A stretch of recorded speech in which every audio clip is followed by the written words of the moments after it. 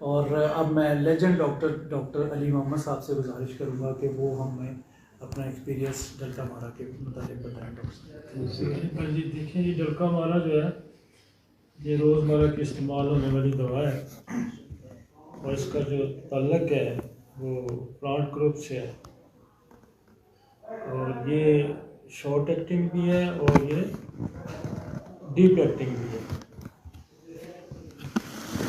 ये short acting भी है और डीप एक्टिंग भी है। मसलन शॉर्ट एक्टिंग तो इसलिए आ सके जी आपको जल्दी कोई चीज़ें जैसे नज़ला ज़ुकाम बुखार हो जाता है तो उस हवाले से शॉर्ट एक्टिंग। तो डीप एक्टिंग इसलिए है कि चूँकि ये एंटीसाइकोटिक है और इसलिए ये एंटीसाइकोटिक जो भी दवा होगी वो गैर असर करती है। इसकी सबसे पहली जो पहचान थी जो शॉर्ट एक्टिंग में वो ये है कि दिन गर्म तो रात ठंडी।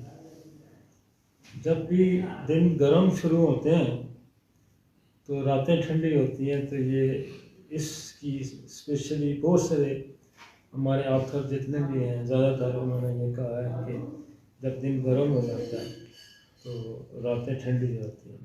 अब इसके साथ चाहे उसको बंदे को और दूसरी ये डैम्प वेदर की भी दवाई है।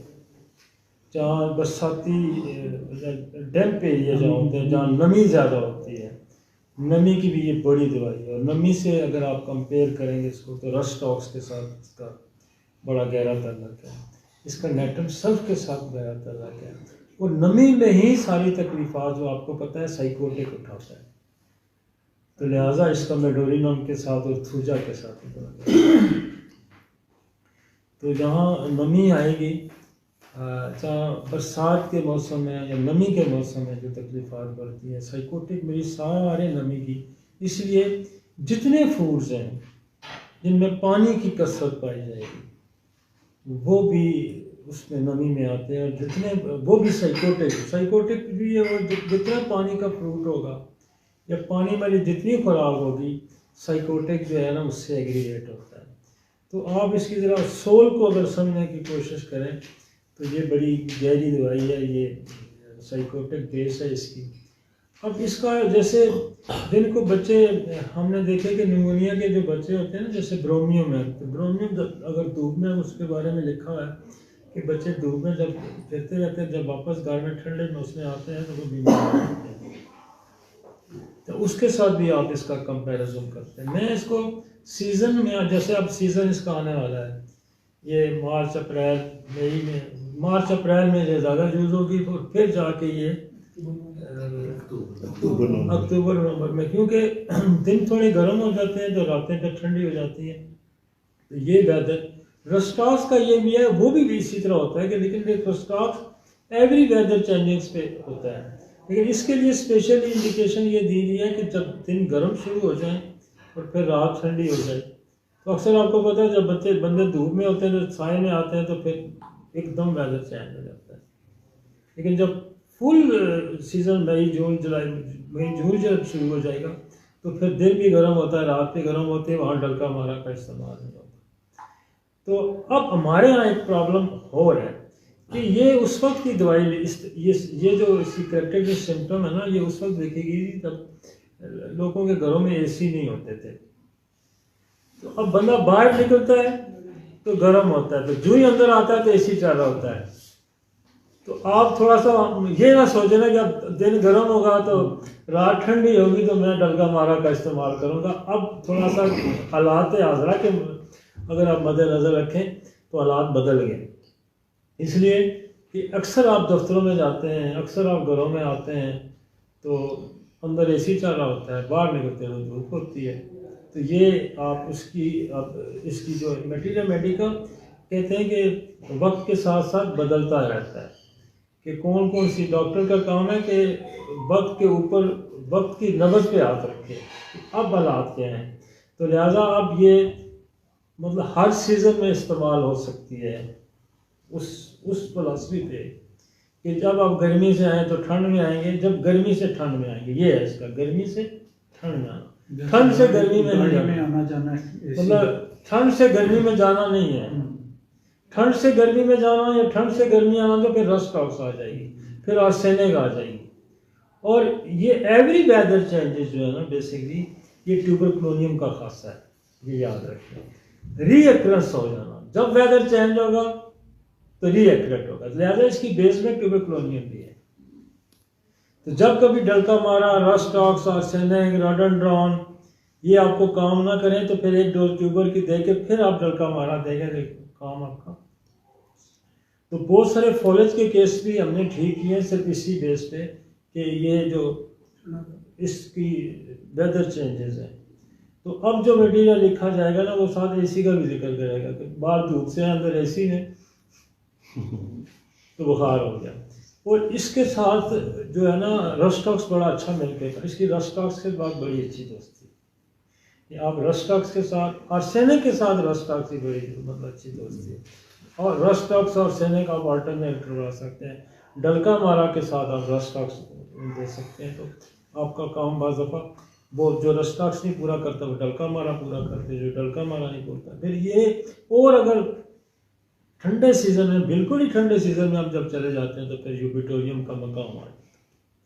तो हम इसको कंपेरेटिव करेंगे जनाब, इसकी स्टडी नेटवर्क सेल्फ से करेंगे, हम इसकी मेडोरिनम एज ए साइकोटिक करेंगे। सारे साइकोटिक मरीज जो है ना वो नमी में तकलीफ आते हैं तो वहाँ कंपेरिजन। एक ऐसा रिजल्ट जो इसको मैं इससे लेता हूँ वो बड़े मज़े का कि जो पाल पे जो वार्ड्स होते हैं, हथेलियों पे वार्ड्स होते हैं या हाथों की, इसमें 2 दवाइयाँ जो टॉप की हैं और ज़िंदगी में कभी मुझे मायूसी नहीं हुई। एक फेरोपिक्रिक है और एक डलका मारा।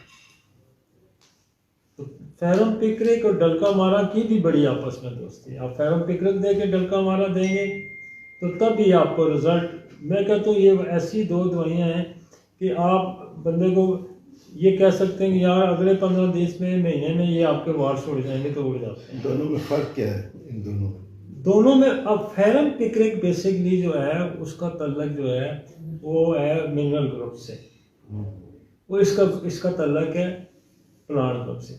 और खुदा नेचर ने ये किया हुआ है कि हर दवाई का एक अल्टरनेटिव मिनरल में भी रखा हुआ है, प्लांट में भी रखा है। जैसे ब्रायोनिया है नेट्रोमेल है, एपस है नेट्रोमेल और ब्रायोनिया, देखे ना। अब ब्रायोनिया जिस तरह काली साल पल्सटीला तो मिनरल भी होगा। और बाद मैंने बहुत सारी ऐसी दवाइयाँ देखी कि जो आपकी सार्कोल में भी मिलती हैं, वही सिम्टम जैसे बेलाडोना प्लांट है, कल्केरिया कार्ड मिनरल है, क्योंकि कल्केरिया कार्ड के अंदर ही बेलाडोना होता है। तो एक्यूट बेलाडोना है, काम है कल्केरिया कार्ड है। तो इस तरह से ये जो है ना वो डीप है ज़्यादा फेरोपिक्रिक, वो है मिनरल ग्रुप से, ये है प्लांट ग्रुप से, दोनों साइकोटिक है। तो फेरोपिक्रिक की और भी बड़ी, जैसे हम प्रोस्टेट में भी उसको बड़ा यूज़ करते हैं, फिर और उसकी ज़रा डिफरेंट चली जाती है। तो आप मेडोरिनम थूजा वगैरह देंगे, आप डलका मारा देंगे। वार्ड्स बाकी सबसे ज़्यादा, हालांकि इसके वार्ड्स बड़े मोटे होते हैं, वो सही हार्ड वार्ड्स होते हैं जो हथेलियों के होते हैं, मोटे मोटे वार्ड्स होते हैं। और ये मोटे मोटे वार्ड्स जो है ना हटा देती है। हालांकि बाज़ वार्ड्स जो है ना वो बड़ी मुश्किल से गिरते हैं, लेकिन ये हथेली के इन दोनों की बड़ी खासियत है। वार्ड्स में आप चले जाएँ, नेक के एरिया में स्टेफिस एरिया, यहाँ कास्टिकम बड़ा अच्छा करती है, आपकी जो जेनेटल एरिया में आपकी नेट्रिक बड़ा अच्छा करती है, वहाँ आपकी सुबाइना बड़ा अच्छा करती है, एस्ट्रोफॉस बड़ा अच्छा करती है, जो जेनेटल से एरिया के पास है, और सनाबेरस बड़ा अच्छा करती है।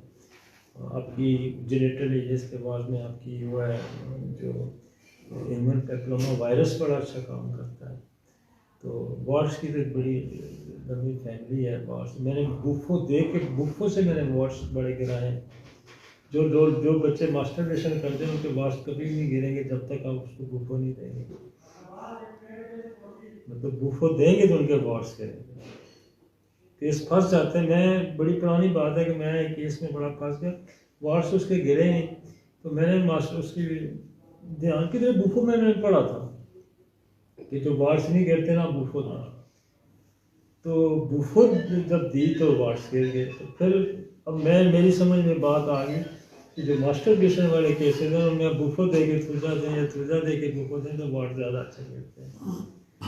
तो वार्ड्स में आपकी रेडियम है, वार्ड्स में आपकी और बड़ी सोल भी एंटीसाइकोटिक है, एक्सरे है, लंबी है, बड़ा आप उसको साथ कंपेयर। तो ये देखना कि वेदर चेंजेस का मकसद अब तो ये है कि जैसे मैंने कहा कि बाहर से आया बंदा गर्म है तो ये इसकी सोल है। तो वार्ड्स ये जो डलका मारा है हमारी रोज़मर्रा की इस्तेमाल होने वाली दवाई है, और दवाई की आप जब सोल समझ जाते हैं तो फिर मेरी कोशिश होती है कि हम सोल को समझ लें। तो जब हम सोल समझ जाते हैं तो फिर इसको जहाँ भी मर्जी उठा के लगाते हैं। थैंक यू जी, वेरी मच। बहुत शुक्रिया डॉक्टर अली मोहम्मद साहब जी। दोस्तों, ये आज की मेडिसिन थी डलका मारा। यकीनन आप लोगों को इससे फ़ायदा होगा। एडवांस में हम सब डॉक्टर साहबान की तरफ से आपको रमज़ान मुबारक की बहुत बहुत खुशियाँ मुबारक हों, चूँकि अगला जुम्मा जो है वो रमज़ान मुबारक ही होगा। इसके साथ ही मुझे इजाज़त दीजिए। इंशाल्लाह अगले जुम्मे दोबारा आपकी खिदमत में हाजिर होंगे। तब तक के लिए अल्लाह।